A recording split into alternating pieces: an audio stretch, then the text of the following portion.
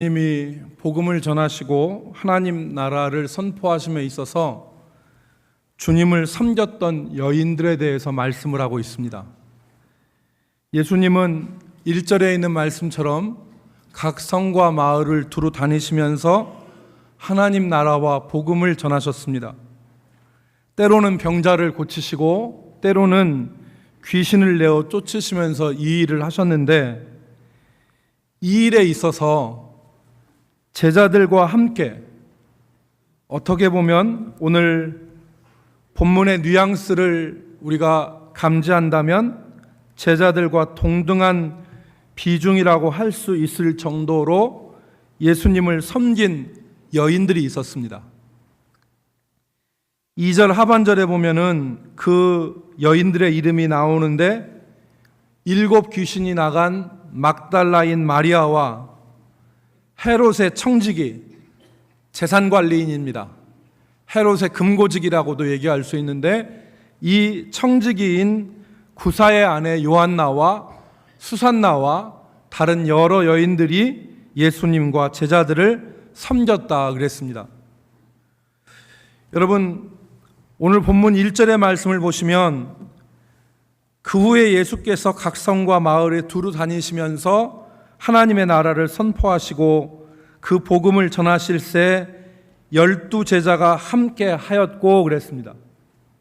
그리고 이어지는 것이 2절과 3절인데, 2절과 3절에 있는 이름 다 빼고 요약해서 1절을 받으면 12 제자가 함께 하였고 여러 여인들이 섬기더라, 그 말입니다. 그러니까 우리가 이 행간에서 읽을 수 있는 것은, 누가는 지금 이 12 제자와 같은 자격으로 여인들이 예수님의 복음 사역을 섬기고 있다는 것을 말하고 있는 것입니다. 당시 여인들에 대한 인식과 신분이 오늘날과 같지 않았기 때문에 누가의 이 표현과 기록은 매우 우리가 의미 있게 바라봐야 할 대목입니다. 여러분, 예수님께서 물고기 2마리, 보리떡 5개로 5,000명을 먹이신 오병이어의 기적에 대한 기록을 보면 마태복음 14장 21절 말씀에 보니까 먹은 사람은 여자와 어린 아이 외에 5,000명이나 되었더라 그랬습니다. 그러니까 여자하고 어린 아이는 숫자에 치질 않았어요. 구약도 마찬가지죠. 여성의 존재감은 미미한 것이었습니다. 때로는 남편에게 종속된 존재로, 남편의 소유로 여겨졌잖아요. 그래서 중동, 이 근동 여자들이 밖에 나갈 때 얼굴을 안 가리면 남편이 폭력을 가하고 때려도 그게 흠이 안 됐습니다. 왜냐하면 다른 남자들이 얼굴을 보게 하니까. 남편의 종속된 존재로, 심지어는 남편의 재산으로까지 여겨지던 것이 여인이었습니다. 그러나 오늘 예수님의 사역에 있어서 여자들은 제자들과 동등한 존재로 여겨지는 것입니다. 오늘 우리가 읽은 말씀은 이 여인들에 대해서 많은 것을 말씀하지 않지만 우리가 간과할 수 없는 중요한 몇 가지를 말씀합니다. 오늘 우리가 살펴볼 것은 첫 번째로 이 여인들이 어떤 사람이었느냐 하는 것입니다. 여기 기록된 여인들은 어떤 사람이었느냐.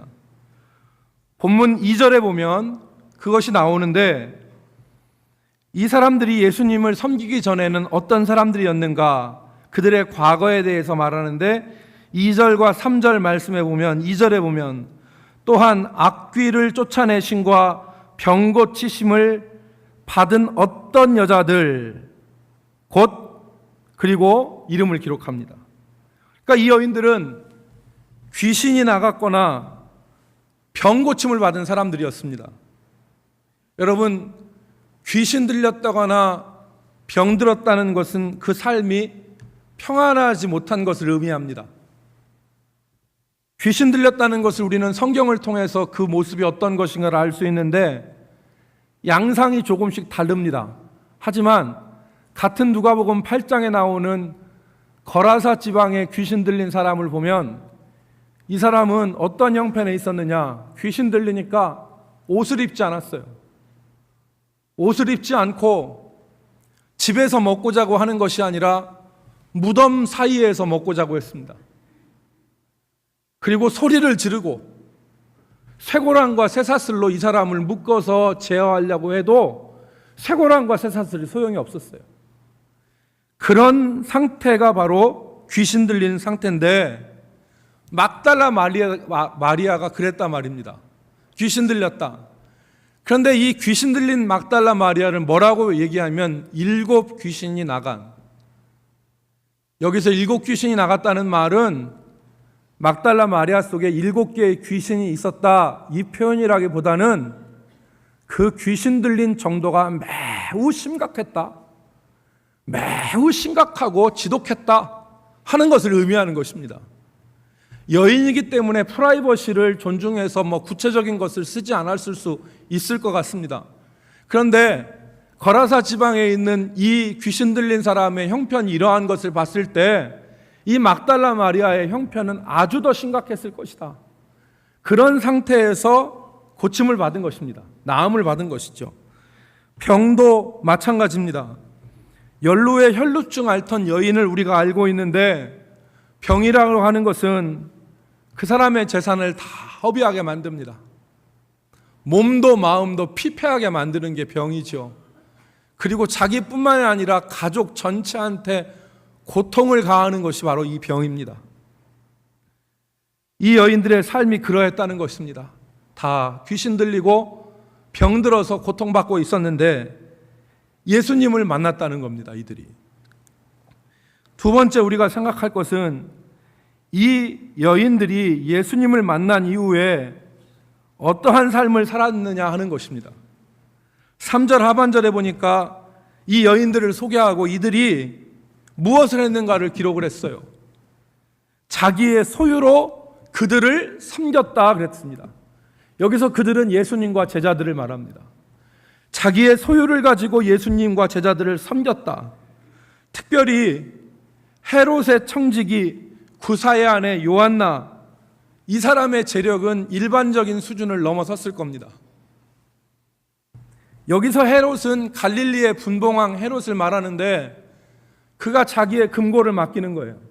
그가 자기의 재산을 맡겼기 때문에 이 사람은 헤롯의 최측근입니다. 아무에게나 돈주머니를 맡기겠어요. 그런데 이 헤롯의 재산을 관리하는 이 구사의 재력과 재산도 만만치 않았을 것이라는 거죠. 그 소유로, 그 아내인 요한나가 자기의 소유로 예수님과 제자들을 섬긴 것입니다. 막달라 마리아 그리고 수산나와 다른 여인들도 마찬가지입니다. 여러분, 문맥상 볼 때 이들의 섬김은 감사의 섬김이었을 것입니다. 나를 질병의 고통 가운데서 건져주셨고, 나를 인간 이하의 삶 가운데서 내가 어떻게 살았는지도 모르는 수치스럽고 비참한 삶에서 살았는데 나를 건져주신 그 은혜가 감사해서 자신의 소유로 섬겼을 것입니다. 세 번째는 이들의 감사와 섬김은 이들에게 어떤 결과를 가져주었느냐 하는 것을 우리가 찾아볼 수 있습니다. 막달라 마리아, 요한나, 수산나 그리고 다른 복수의 여인들은 이름만 아름다운 것이 아니라 그 섬김을 통해서 이들의 삶이 아름다워졌습니다. 첫 번째, 왜 그러느냐? 이미 말씀드린 대로 이 여인들은 비천하고 존재감이 없는 여인들이었는데 오늘 성경에 보니까 12사도와 동등한 위치 가운데서 설명이 됐어요. 사람의 숫자로 포함되지도 않고 남자의 소유나 재산 정도로 인식되었는데 이 섬김을 통해서, 예수님을 따르는 이 섬김을 통해서 이 사람들은, 이 여인들은 교회를 지탱하는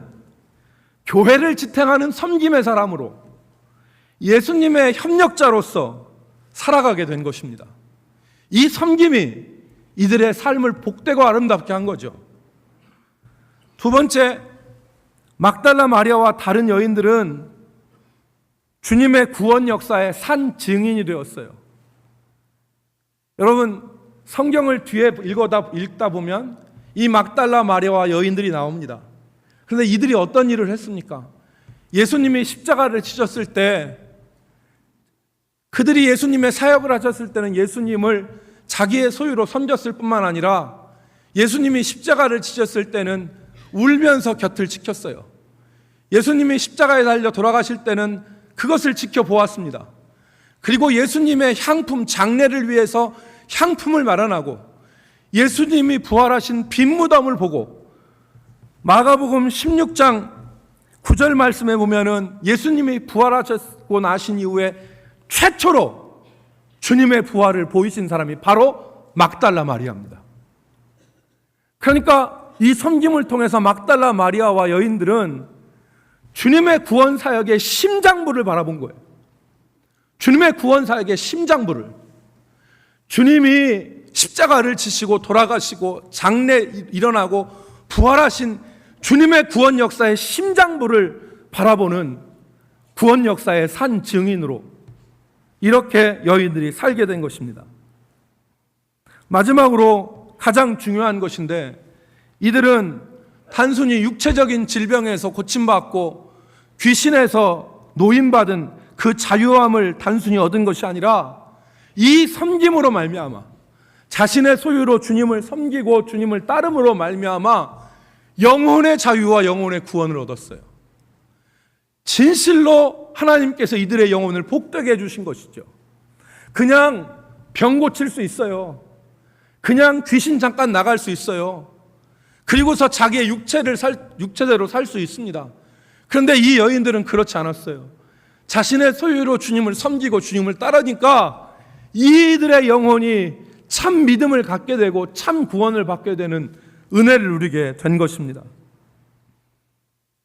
사랑하는 성도 여러분, 오늘 우리가 이 말씀을 통해서 우리가 깨달을 것이 있어요.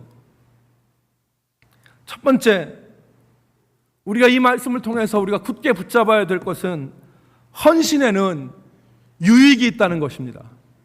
같이 따라합시다. 헌신에는 유익이 있다. 여러분, 이 여인들은 자신의 소유로 주님을 섬겼습니다. 커다란 헌신이라고 말할 수 있습니다. 그러나 이들은 주님께 드렸을 헌신뿐만 아니라 이 헌신을 통해서 커다란 것을 받았어요. 커다란 것을. 자신의 소유로 드릴 때, 더 나아가서 자신을 주님 앞에 드릴 때 가장 큰 손해가 나는 것이 아니라 가장 큰 은혜를 받는 것이 영적인 원리입니다. 자신을 드릴 때 우리는 주님으로부터 귀한 것을 받는 은혜를 누려요. 여러분, 세계적인 첼로 연주자 파블로 카잘스라고 하는 사람이 있습니다. 스페인 사람인데 첼로 하면 이 사람을 꼽는데요.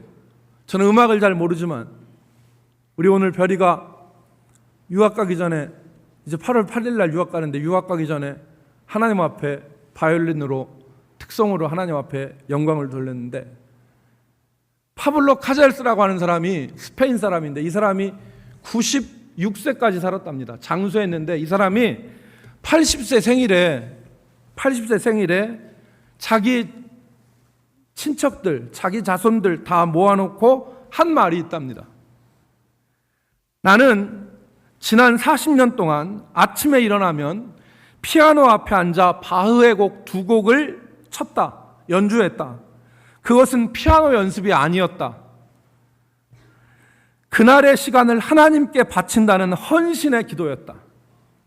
여러분, 이 파블로 카잘스라고 하는 사람이 아침에 일어나면 바흐의 곡 2곡을 피아노로 쳤다는 겁니다.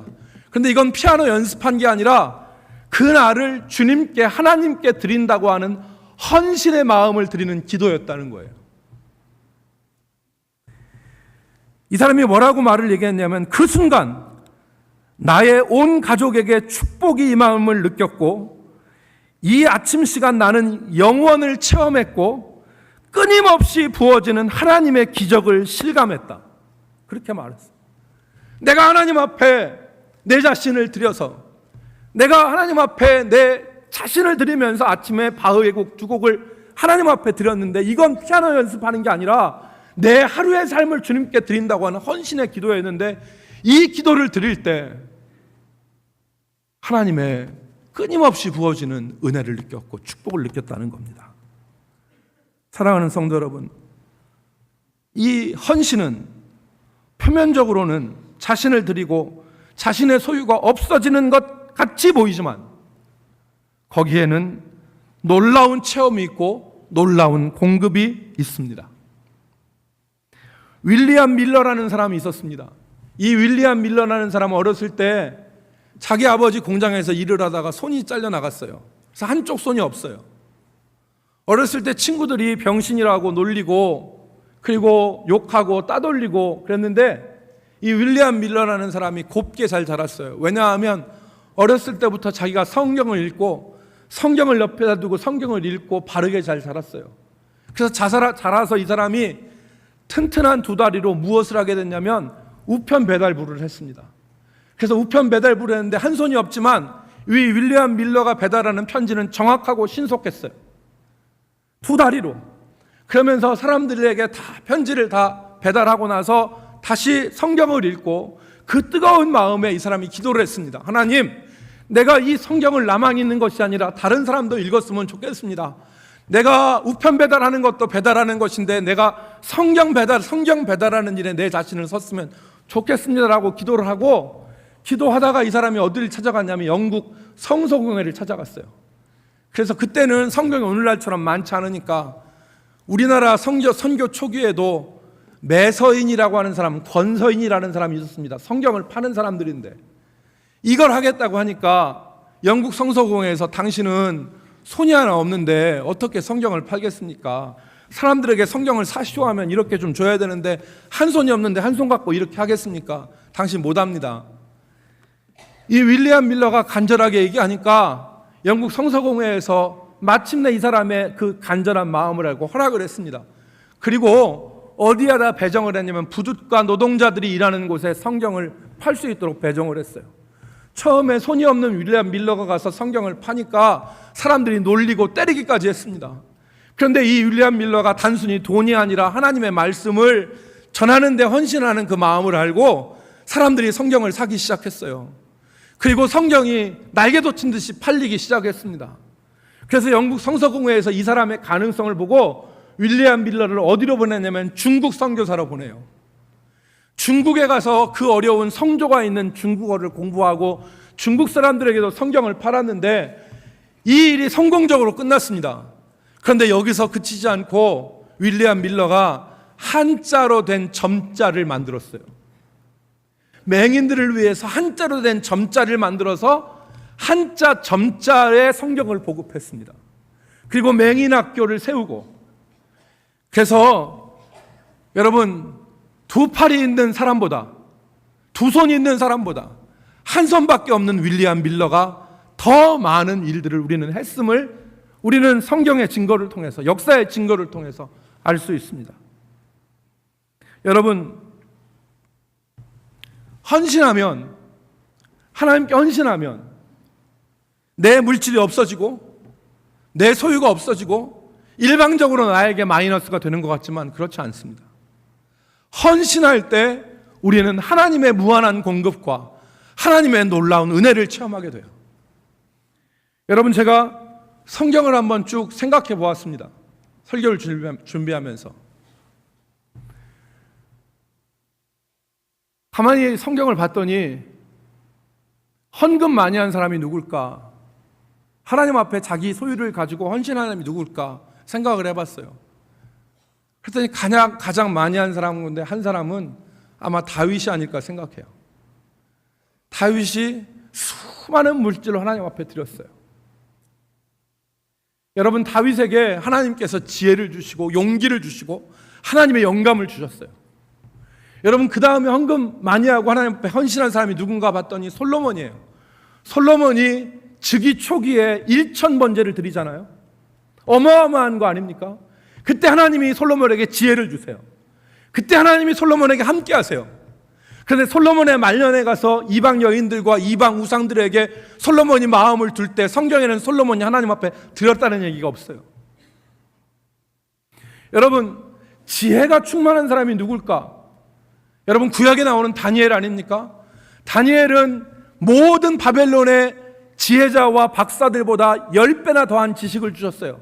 하나님이 다니엘에게 지혜를 주시고 또 꿈과 이상을 풀 수 있는, 환상을 풀 수 있는 은혜를 주셨어요. 다니엘이 하나님께 무엇을 드렸습니까? 생명을 드렸어요. 뜻을 정해서 바벨론의 고기 육식 먹지 않고 하나님에게 자기 자신을 드리기 위해서 생명을 걸고 금식하지 않습니까?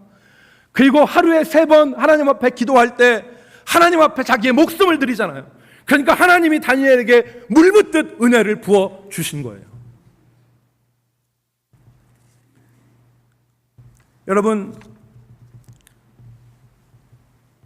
헌신은 하나님과 잇대어 살 수 있도록 우리를 만들어요. 우리가 진정으로 하나님 앞에 헌신할 때 하나님과 잇대어 살 수 있는 은혜를 우리에게 주시고 무한하신 하나님의 공급 가운데 살 수 있도록 만드는 것이 참된 헌신입니다. 그래서 저 유명한 토마스 머튼이라고 하는 사람이 이런 말을 했습니다. 감사하는 사람은 소문으로 하나님이 선하시다는 것을 아는 것이 아니라 경험으로 하나님이 선하신다는 것을 안다. 감사하고 헌신하는 사람은 소문으로 하나님이 선하시다는 것을 아는 것이 아니라 경험으로 하나님이 선하신다는 것을 안다. 사랑하는 성도 여러분, 오늘 우리가 이 말씀을 읽은 것은 우리에 대해서 생각해 보기 위해서입니다.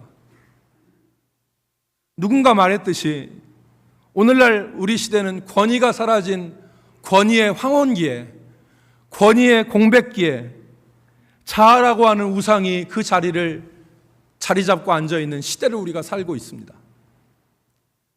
권위가 있었어요. 그런데 요즘에 권위가 다 사라지니까 그 사라진 권위의 자리에 누가 서 있냐면 자아라고 하는 나, 에고, 이 우상이 다 서 있는 거죠. 다 자리 잡고 있는 거예요. 믿는 사람들도 탐욕스러운 자기라고 하는 우상을 섬기고 있고 그게 다 자리 잡고 있어요. 하나님을 섬기지 않아요. 어떤 여성도가 있었습니다. 이 여인이 병원에서 근무를 하는데 이런 간증을 했어요. 교회 가서 나는 매일 아침 출근하는 길에 예수님께 내가 주차할 공간을 준비해 달라고 기도합니다. 여러분, 마트나 백화점이나 가서 주차하려면 뺑뺑뺑뺑 돌죠. 자리가 없으니까. 그러니까 이 사람이 뭐라고 하냐면 하나님, 내가 주차할 공간을 마련해 주세요. 이렇게 기도한다는 거예요. 그러면 주님은 언제나 그렇게 해 주시죠. 그 이야기를 들은 목사님이 그 여자 성도에게 물었습니다. 아픈 아이를 응급실에 데려가기 위해 병원으로 차를 몰고 가는 또 다른 여인이 있는데 당신 말고 예수님이 당신을 위해서 예비하신 그 주차 공간에 당신이 주차하고 있는 사이에 그 여인이 주차할 공간을 찾지 못해서 애타고 있다면 어떻게 되겠습니까? 라고 물으니까 그 여자 성도가 뭐라고 대답했는지 아십니까? 그 여자가 기도를 세게 하지 않았기 때문에 그런 거예요. 그 여자가 기도를 세게 했으면 하나님이 자리를 주었을 텐데 그 여자가 기도를 세게 안 했기 때문에 자리를 못 차지한 거다. 아마 여러분은 이 이야기를 들으시고 뭐가 뭔지 모르겠다는 씁쓸한 표정을 지으실 겁니다. 이 여인이 기도하고 하나님의 응답하심을 간구한 것은 좋은 일이죠. 그런데 여인의 기도에는 뭔가 문제가 있다는 생각을 하실 것입니다. 맞습니다. 이 여인의 믿음은 잘못됐습니다. 자기의 행복과 편리함을 위해서는 아무것도 보이지 않고 예수님도 쟁취하는 것이라고 생각하고 있습니다. 이 여인의 믿음을 한마디로 얘기하자면 탐욕의 믿음입니다. 오늘 이 여인만 그럴까요? 오늘 우리의 믿음이 그렇지 않습니까?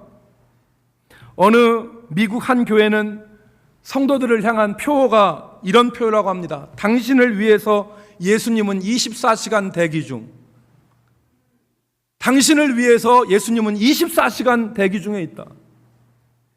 예수님을 우리를 위해서 언제나 준비하고 있는 서비스맨으로 생각하는 겁니다. 그 서비스를 받는 사람은 바로 나라는 것이죠.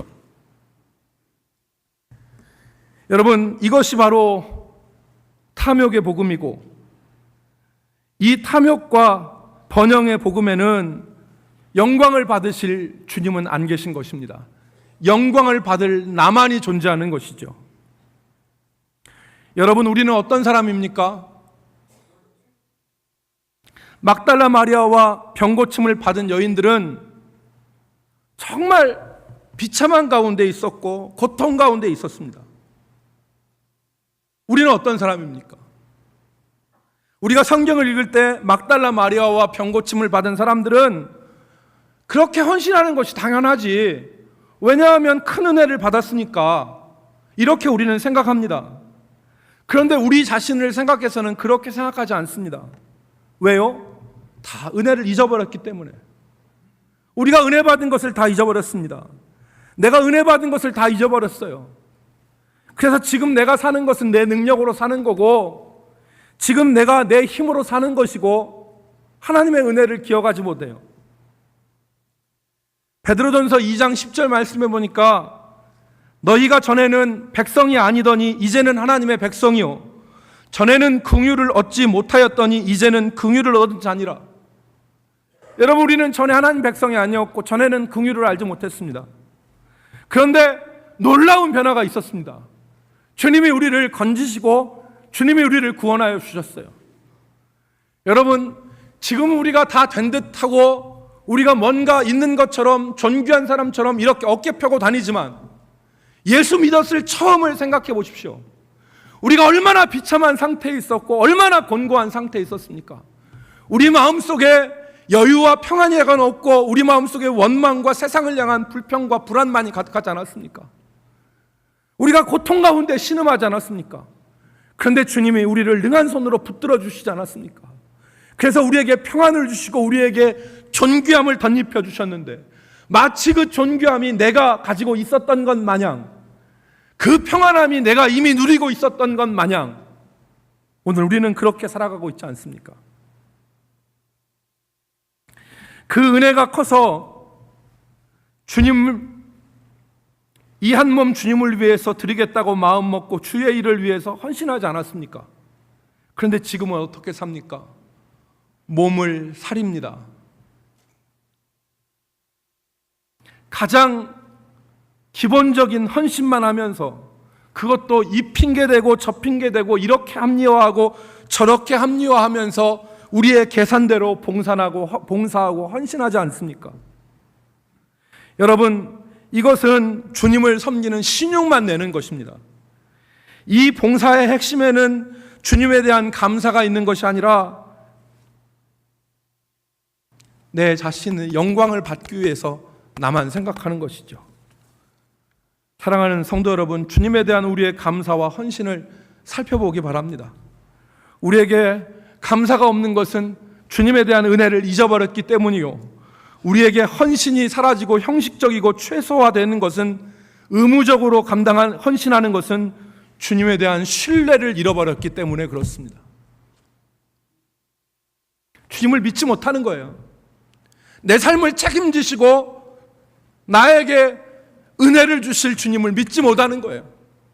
그러니까 내 자구책을 찾는 거죠. 그러니까 몸을 사리는 거예요.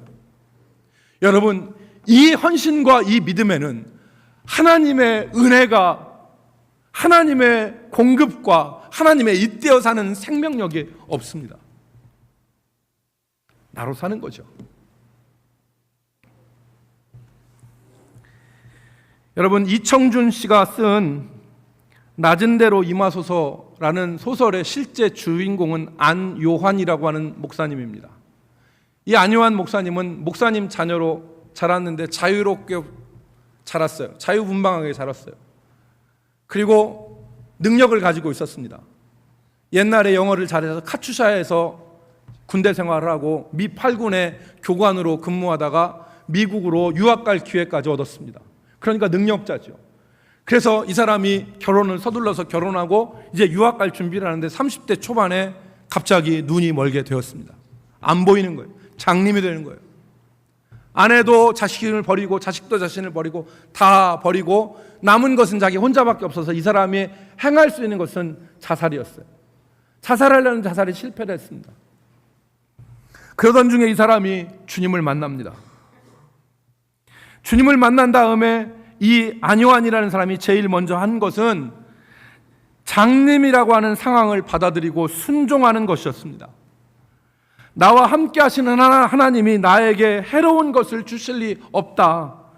주어진 상황이 어떤 것이든 간에 그 결과는 선하리라고 하는 하나님을 믿는, 하나님을 신뢰하는 믿음이 생긴 거예요. 그러니까 평안하더래요. 그러니까 하나님이 은혜를 주시고 능력을 주셔서 수많은 전도 집회 간증을 하면서 하나님의 역사를 드러내지 않았습니까?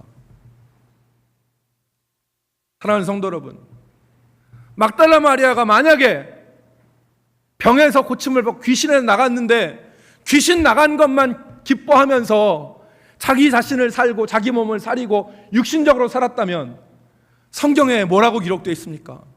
귀신이 나갔다가 다시 갈 데를 찾지 못하고 다시 7 귀신을 들어와서 다시 그곳에 머문다고 하지 않았습니까? 여러분, 우리가 주의 은혜로 구원받고 주의 은혜로 우리가 믿음 생활을 했는데 주님의 은혜를 따르지 아니하면 우리 속에 옛 습성들 그리고 악한 영들이 다시 들어와서 우리가 은혜 생활을 못하지 않겠습니까? 그러나 막달라 마리아처럼 주님 은혜를 기억하고 자신의 소유를 들여 섬길 때 하나님은 막달라 마리아를 어떻게 사용하셨습니까? 존귀한 신분을 올려주시고 그리고 구속사의 심장을 바라보게 하시고 몸과 육체뿐만 아니라 영혼까지 구원하시는 하나님의 은혜를 덧입게 하지 않으셨습니까? 여러분, 이 은혜를 우리가 사모해야 됩니다. 이 은혜를 사모하고 하나님 앞에 우리 자신을 드려야 돼요. 하나님 앞에 드릴 때 인간적인 생각은 드림은 빼앗김이고 내 것에서 마이너스 나는 거라고 생각하지만 영적인 눈을 열어보면 드림은 하나님의 무한한 공급의 마중물이라는 것을 우리가 깨닫기를 주의 이름으로 축복합니다. 사랑하는 성도 여러분, 탐욕과 형식의 헌신이 아니라 진정 구원의 은혜를 감사하여서 하나님 앞에 자신을 드릴 수 있는 이 헌신의 모습이 우리 가운데서 되살아나기를 주님의 이름으로 축복합니다. 감사하는 사람은, 그리고 헌신하는 사람은 소문만으로 주님의 선하심과 인도하심을 아는 것이 아니라 경험으로 주님을 알 수 있습니다. 우리 모든 성도들이 죄악 가운데서 날 구원해 주시고 정말 진토와 같이 저 바닥에 있던 나를 끌어올리셔서 오늘날 존귀한 사람으로 만들어주신 그 하나님의 은혜를 기억하여 오 주님, 내가 내 모든 것으로 주님 앞에 드립니다. 주님 따르겠습니다 라고 하는 이 진정한 헌신이 우리 가운데서 정말 일어날 수 있기를 그리스도의 이름으로 축복합니다. 기도하겠습니다.